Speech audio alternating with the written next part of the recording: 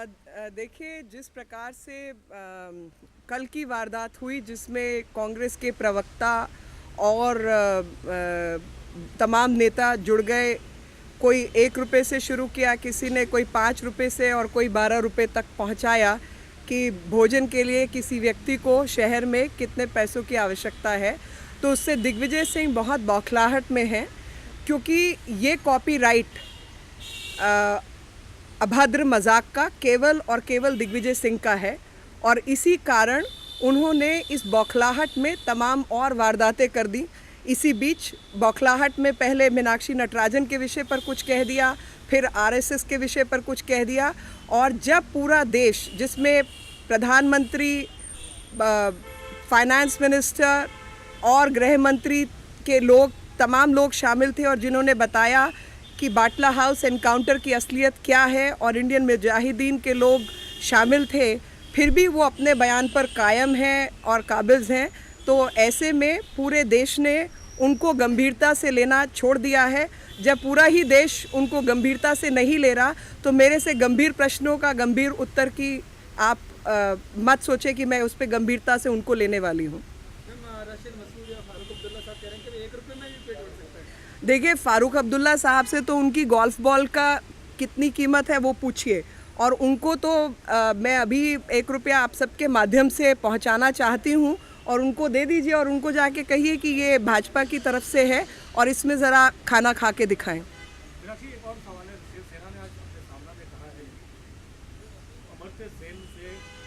वापस लेने की बात गलत, कहना गलत। आपकी पार्टी के कई नेता इस बात की मांग कर रहे हैं। देखिए, जो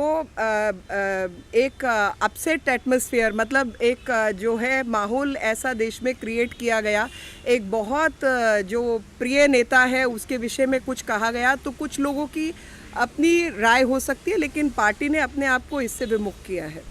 मीनाक्षी जी, आज बनारस में गोविंदाचार्य जी ने बोला है कि मोदी साहब को गुजरात दंगों के लिए माफ़ी मांगनी चाहिए। देखिए, गोविंदाचार्य जी की बात पर मैं कोई टिप्पणी नहीं करना चाहती, और माफ़ी किसी सही काम करने के लिए नहीं मांगी जाती। अगर 25 डिस्ट्रिक्ट्स, अगर किसी घर में आग लगती है, पूरा घर बचा पाएंगे, ऐसा मुमकिन नहीं होता। एक्सीडेंट्स होते हैं और उन एक्सीडेंट्स में कुछ गलतियां होती हैं, कुछ गलत चीज़ें हुई हैं, लेकिन जब 25 डिस्ट्रिक्ट्स हैं गुजरात में और उसमें केवल 7 डिस्ट्रिक्ट्स के अंदर हुआ, तो इसका मायने यही है कि सरकार ने अपनी तरफ से रोकने की पूरी कोशिश की, बहुत लोगों को बचाया, और 6,500 करोड़ आज से 10 साल पहले रिहैबिलिटेशन पैकेज पे खर्च किया, जो कि अगर आप 2012 का आंकड़ा देखें तो आसाम राइट्स में, जहां पर बराबर के नुकसान हुआ, वहां पर केवल 300 करोड़ का पैकेज भेजा गया, जिसमें से अभी तक 100 करोड़ भी नहीं पहुंचा है।